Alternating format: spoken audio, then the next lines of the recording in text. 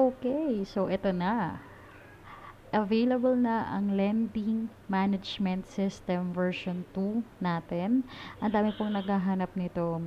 And ito na. So, explain ko lang, ang version na ito is Google Sheet.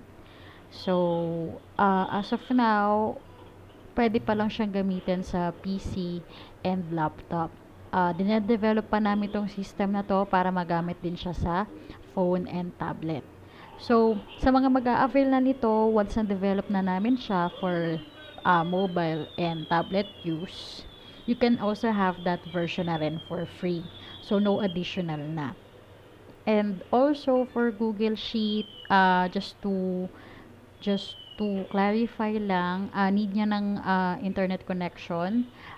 Well, pwede nyo siyang gamitin offline, but still, kailangan nyo pa rin siyang i-connect sa internet connection para ma-load niya yung data na na-input nyo while offline siya. Okay? So, for Google Sheet, pwede nyo itong i-share tong access na to, tong mismong file na to, pwede nyo siyang i-share sa mga authorized persons or staff nyo. So, pwede nyo silang bigyan ng access to view or access to edit. So, ito na yung system natin. So, as you can see, explain ko lang yung function. So, as you can see, we have here the user form. So, we have cash flow. We have payments. We have dashboard. So, mapapansin nyo, merong ganto. So, meaning, wala pang data na naka-input dyan. Kaya siya ganyan. And we have the database and the calendar. So, explain ko yan isa-isa paano gamitin. So, kanina may ginawa na akong sample. So, burahin ko lang.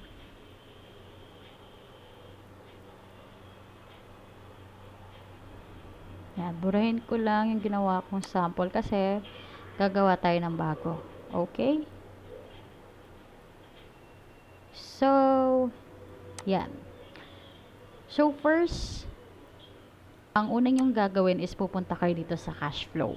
So, let's say, may pera kayo na ready nyo i-invest dito sa business na to let's say, 50,000. So, lagay natin, kunyari, November 1. So, since investment siya or capital, lalagay nyo siya dito sa investment. Then, 50,000. So, lalabas dito sa data. So, wait nyo lang siya mag-load. So, lalabas dito yan sa on-hand nyo na may on-hand kayong 50,000. Ayan.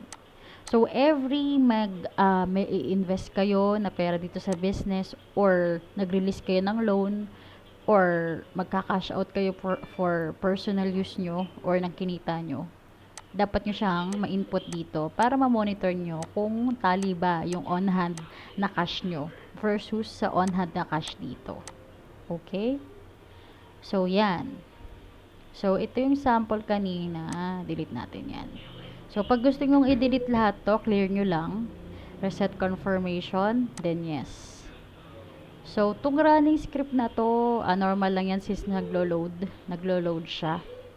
So, input tayo ng new customer. So, entry number, so, importante to. So, since first customer siya, lagyan nyo 1. And date to day, automatic na yan. Hindi nyo na kailangan i-edit yan. So, customer name, kunyari Sheila. Then, address, block name, number, 0957895648. So, yung principal amount. So, kunyari ang utangin ni Sheila is 5,000. Then, ang interest is 8%. Then, 1 month to pay. So, dito sa loan status, pipili lang kayo. So, since new customer siya, active. Ayan. Then, kung kailan siya mag-start. So, kunyari, nag-start siya noong November 2. So, dito sa end date, automatic na yan, may lalabas dyan. Hindi nyo na kailangan i-edit yan. So, wait nyo lang mag-load. So, dito sa end date, December 2, since 1 month lang siya. Then, dito sa payment, lalabas dito yung payment schedule niya. So, yan. December 2. And also, yung mga white na cells, yan lang yung i-edit nyo. Okay, so tong date to day, pwede nyong i-edit yan. Okay, so itong mga cells na naka color fill ng yellow, ito, yan, ito rin, basta yung mga may color, hindi nyo siya pwedeng i-edit. Pag trinay nyo siyang i-edit, yan, kunyari edit nyo, may lalabas dyan na warning message. Okay, so pag in-okay nyo yan, may edit siya. So possible na magalaw yung formula, mawala. So this is just a heads up or warning na hindi nyo siya pwedeng ma-edit. Okay? So, dito sa loan summary, automatic na rin to. Ito yung principal, yung interest niya per month, 400, payable amount is 54. Then, dito sa notes, pwede kayo maglagay notes. Okay. So, once all done, once na fill up nyo na lahat to, kiklik nyo lang tong new or save.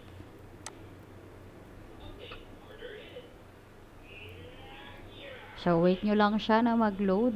So, it will take a minute. Ayan, data updated. So, lahat ng data na na-input nyo dito is mapupunta dito kay database.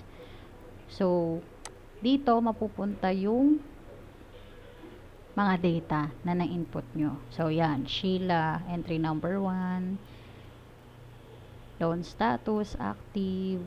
So, yan. Dito mapupunta yan. So, sa payments naman, so, for example, kunyari, December 2 na. Magbabayad na si Sheila. So, every may customer na magbabayad, i-input nyo siya dito. Okay? So, entry number ni Sheila is 1. So, lalagyan nyo lang dito yung entry number. Ayan. So, for example, nakalimutan nyo na, ang dami nyo na kasing customer, pwede nyo dito makita yung entry number.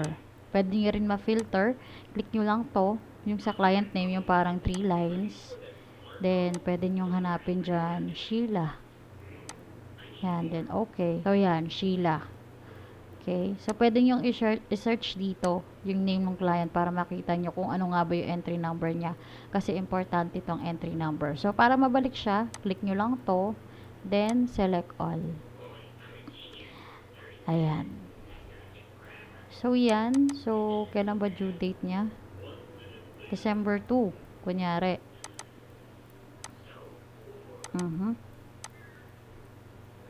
Ayan. So, ang amount is 54.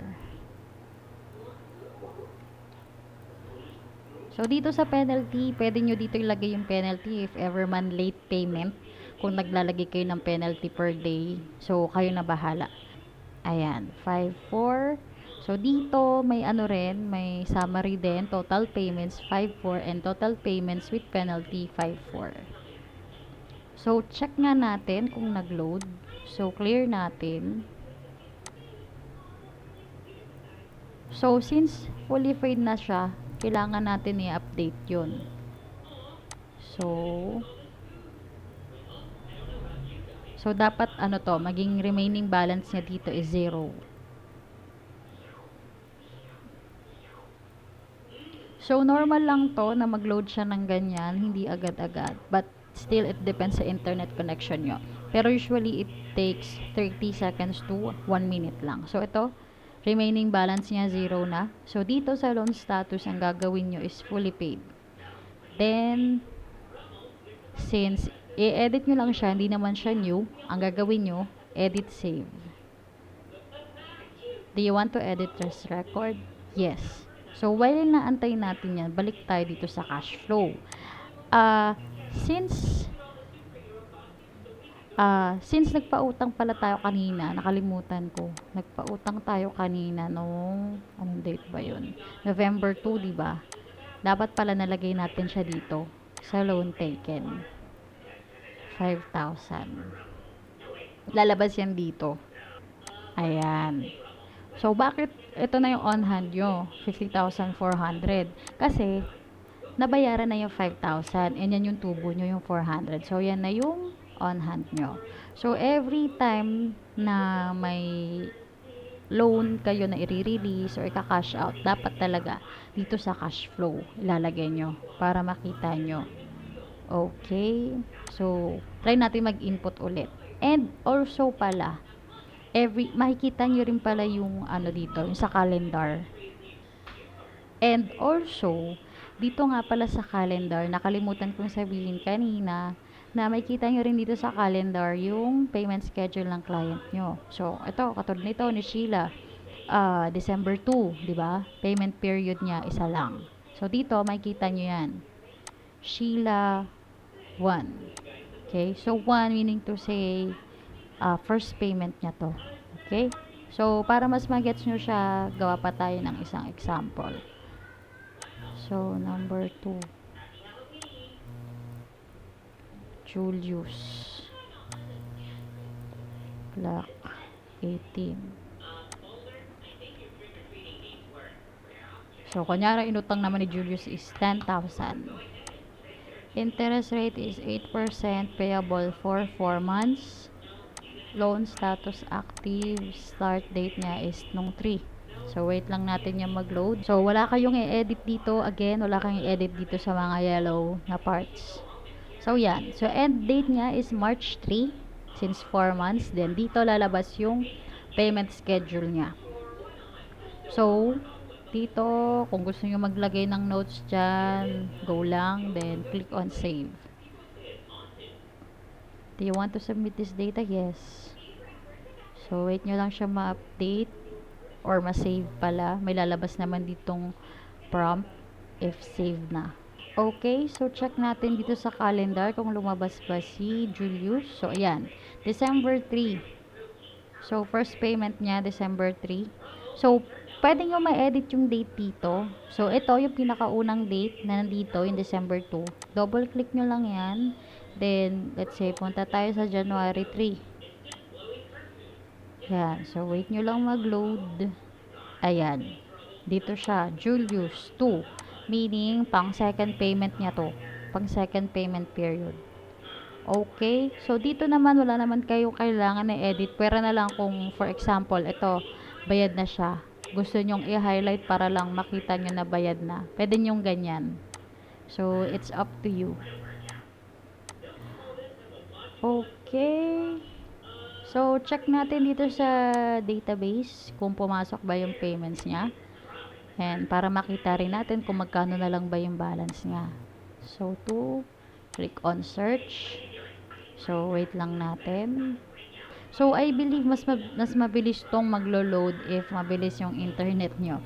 So, since may latency issues yung network namin, medyo mabagal siya. So, yan.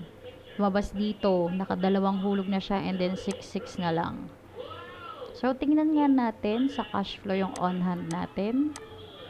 So, ito yung on-hand nating pera. So, dito pala sa on-hand, sinama ko na rin yung sa penalty. Okay. So, ayan siya. Then, dito naman sa dashboard, ito pala, explain ko rin. Makikita nyo rin dito yung total principal nyo na nilabas. So, since may pinautang na tayo ng 5,000 saka 10,000, ito yon. Total interest nyo, then total loan interest, total loan with interest.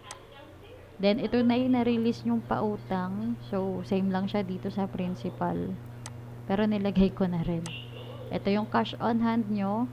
Then, total payment received. Then, ito yung total accounts receivable nyo. And then, dito sa baba, ito yung mga list ng mga customers nyo. And makikita nyo rin dito kung magkano pa yung makokollect nyo sa kanila or marireceive na payment. Okay? So, that's it.